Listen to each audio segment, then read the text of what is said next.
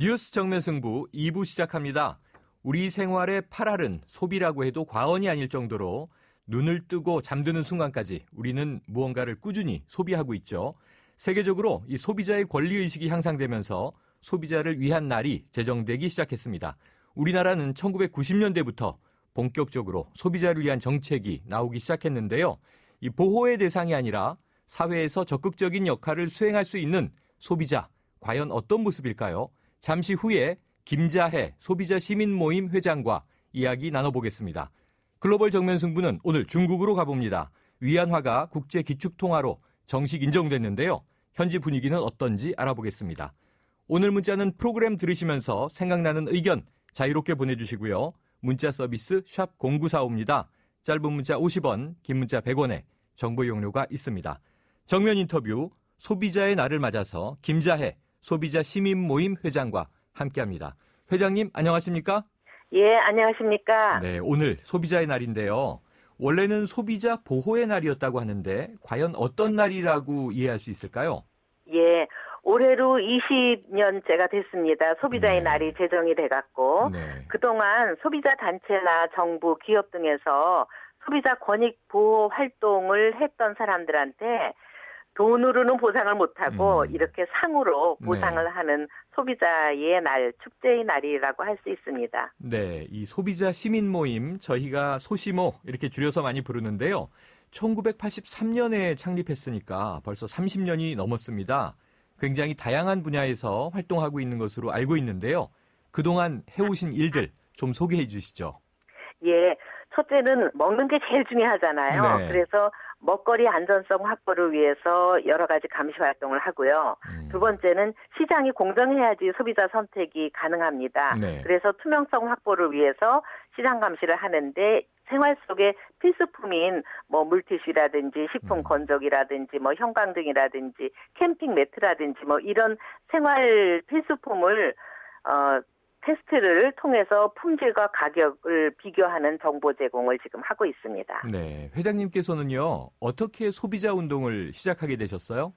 예, 한 80년대 말 모유 수유를 저해하는 원인이 무엇인가라고 하는 이제 국제적인 조사 사업을 한 게 있었습니다. 네. 그때만 해도 80년대, 70년대는 모유 수유보다는 분유를 훨씬 더 선호를 했고 먹이는 것이 더 부자스럽게 보여가지고 저도 이제 그 분유를 다들 그러니까 모유 수유를 놓친 세대가 있습니다. 네. 그래서 그때 이제 모유 수유를 저해하는 원인이 도대체 뭐냐라고 해서 산부인과 병원 조사를 했습니다. 네. 그랬더니 산부인과에서 산모들한테 그 모유 수유를 먼저 권유하기보다는 분유를 먼저 먹이고 아기들한테 먼저 먹이다 보니까 모유를 먹이는 거를 기회를 놓친 경우라는 거를 발견하게 되면서부터 이런 것이 바로 이제 소비자 운동이구나, 인권 운동이구나, 뭐 이렇게 해서 이제 발을 딛게 됐습니다. 자, 회장님, 이 소비자가 스마트 컨슈머가 되기 위해서는 시민의식을 갖추는 것도 필요하다. 이렇게 강조하셨어요.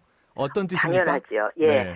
소비자에게는 그 권리도 있지만 이제 책임도 뒤따르는 것이고 의무도 있다는 것이 이제 강조를 하는 거죠. 그래서 시장이 투명하게 선택할 수 있는 권리가 주어지면은 소비자들은 그거에 의해서 적정하게 선택을 해야지 되는데 그런 이제 그 책임과 의무를 갖춘 시민의식도 반드시 필요합니다. 네. 자, 요즘에는요, 이 좀 지능적인 블랙 컨슈머도 문제가 되고 있는데요. 이 피해 소비자와 블랙 컨슈머 좀 경계가 모호하지 않습니까? 모호하기는 한데요. 실제 최근에 블랙 컨슈머라고 하는 단어 자체가 블랙 좀 인종차별적이다 이런 단어 사용하지 말자.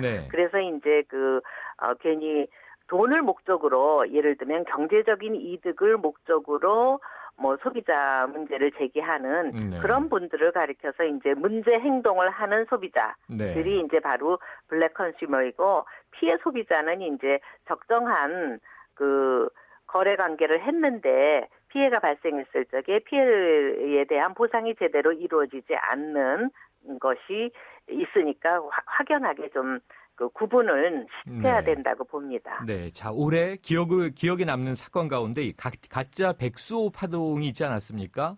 저희 그렇죠. 프로그램에서도 뭐 지속적으로 다뤘었는데요. 그런데 이 보상 기준이 어디에도 없었다고 해요. 그렇다면 예. 보상 대책은 전혀 시행되지 않고 있는 건가요? 이제 그러니까 백소 사건 같은 경우에는 지금 이제 보상 대책이 마련이 되지 않고 단지 그 과대 광고를 한 것이 인정이 되면은 네. 그 기업체한테 과태료를 부과를 해서 그 과징금을 내게끔 하는 것, 그것이 이제 그 전체적인 보상이고 개별적인 그 개인들한테 보상은 지금 안 되고 있습니다. 아, 그렇군요. 그렇다면 여전히 현재 진행형인 사건인데요. 어떤 대책 필요하다고 보십니까? 그래서 이제 반드시 필요한 거가 집단소송법이 제정이 돼갖고 네.